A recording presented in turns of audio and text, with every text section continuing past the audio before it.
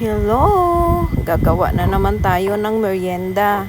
Ayan, naglaga lang ako ng 2 pirasong kamote.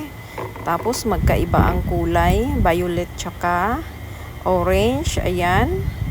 Imas lang natin siya. Tapos lagyan ng 3 kutsarang condensed milk. Tapos 2 kutsarang butter.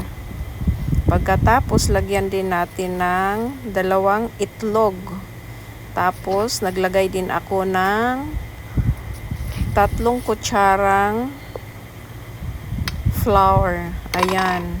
Hinahaluin lang natin lahat.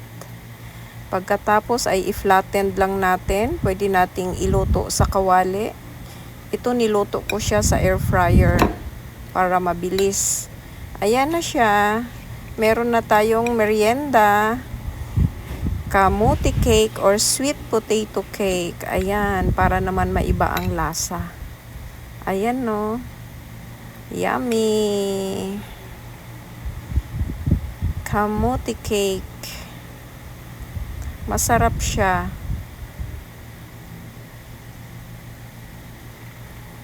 Thank you for watching. God bless.